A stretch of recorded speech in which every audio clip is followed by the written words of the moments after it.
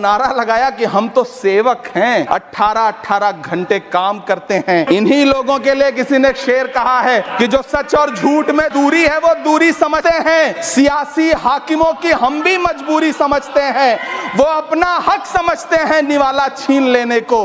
डकैती को बहुत से लोग मजदूरी समझते हैं। जब आप इनसे सवाल पूछिए तो ये कहते हैं कि आप बताइए 70 साल में आपने क्या किया है। मैं तो इस सदन में कहना चाहता हूं सभापति महोदय कि हमसे 70 साल का हिसाब मांगने वालों, जो सरकार अपना चलाया हुआ 2000 का नोट 7 साल नहीं चला सकी, वो हमसे 70 साल का हिसाब मांगती है। इस सरकार ने नोटबंदी लगाकर देश की आम जनता की पूंजी छीन ली, पेपर लीक करवा करके युवाओं की आंखों से नौकरी के सपने छीन लिए, अग्निवीर लाकर देश के जवानों की उम्मीदें छीन ली, बुलडोजर लगाकर लोगों के आशियाने छीन लिए, महंगाई लाकर देश की जनता की थाली से निवाले छीन लिए। बैठ करके बड़ी बड़ी बातें करना आसान है, ये चूनर धानी धानी भूल जाते, ये पुरवा की रवानी भूल जाते, जो आकर 4 दिन गांव में रहते तो सारी लंतरानी भूल जाते।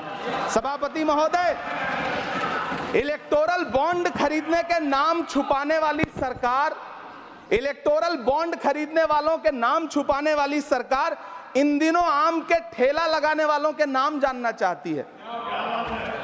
मुझे तो होटलों, ढाबों या आम के ठेलों पर नेम प्लेट लगवाने वालों से पूछना है कि कभी खून की बोतल पर देखा है किसी का नाम लिखा हुआ? मुझे पूछना है कि क्या कोरोना के दौरान अपनी उखड़ती हुई सांसों के लिए ऑक्सीजन तलाशने वाले किसी इंसान ने ऑक्सीजन लाने वाले किसी इंसान से पूछा था कि ऑक्सीजन लाने वाला इंसान हिंदू है या मुसलमान है? मुझे पूछना है कि लावारिश लाशों के लिए कोरोना में कांधा देने वाले, चिताओं के लिए लकड़ियां सजाने वाले किसी इंसान से पूछा गया था उसका नाम, उसका मजहब? लेकिन इन दिनों पूछा जा रहा है। सभापति महोदय, अफसोस देश के प्रधानमंत्री जी ने कभी न टूटने वाली चुप्पी ओढ़ ली है।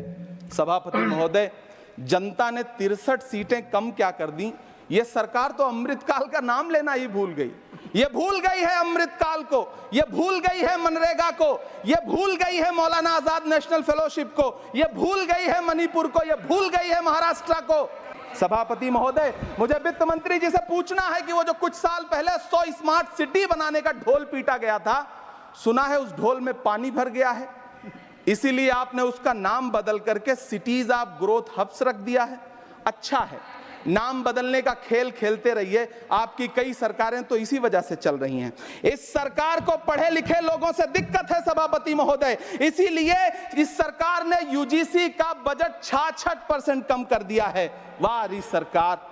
सभापति महोदय, मैं वित्त मंत्री जी के संज्ञान में लाना चाहता हूं कि किशनगंज में एएमयू सेंटर के पास 224 एकड़ जमीन है। यूपीए सरकार ने सोनिया गांधी जी की अगुवाई में 136 करोड़ रुपए एएमयू किशनगंज सेंटर के लिए सेक्शन किए थे, लेकिन आपकी सरकार ने पिछले 10 साल में उस 136 करोड़ में से सिर्फ 10 करोड़ रुपया रिलीज किया है।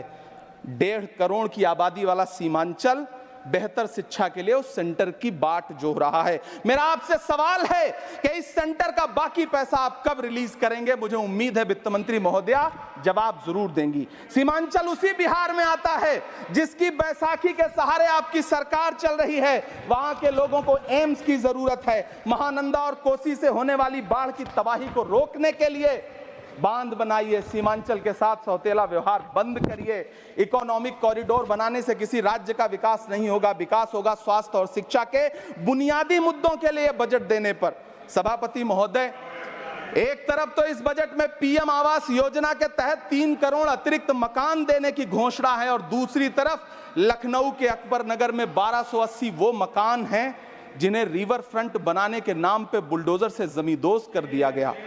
सभापति महोदय, लोग चीखते रहे, बच्चे बिलखते रहे, वसुधैव कुटुंबकम का नारा लगाने वाली सरकार इंसानों के घरौंदे उजाड़ कर जश्न मना रही है। सभापति महोदय, मेरा बहुत भावुकता के साथ देश के प्रधानमंत्री से सवाल है कि इन उजड़ते हुए मकानों और बेघर होते हुए घरों को देख करके आपको नींद कैसे आती है, आप सो कैसे पाते हैं? मेरा सवाल है इस देश के प्रधानमंत्री से, या तो लोगों के घरौंदे उजाड़ना बंद करिए या फिर करोड़ों मकान बनाने की झूठी घोषणाएं करना बंद करिए। यह बजट झूठ का पुलिंदा है। यह बजट आपके पिछले साल के बजट का कट कॉपी पेस्ट है। यह बजट हमारे चुनावी घोषणा पत्र की नकल करने की एक बेईमान कोशिश है। लेकिन कहावत है ना कि नकल के लिए भी अकल चाहिए। मेरे हाथ में एक तरफ न्याय पत्र है जो हमारा है और दूसरी तरफ अन्याय पत्र है जो आपका है। इस सरकार को आलोचना सुनने की आदत नहीं है सभापति महोदय। जब आप इनसे सवाल पूछिए तो ये कहते हैं कि आप बताइए 70 साल में आपने क्या किया है। मैं तो इस सदन में कहना चाहता हूं सभापति महोदय कि हमसे 70 साल का हिसाब मांगने वालों, जो सरकार अपना चलाया हुआ 2000 का नोट 7 साल नहीं चला सकी, वो हमसे 70 साल का हिसाब मांगती है।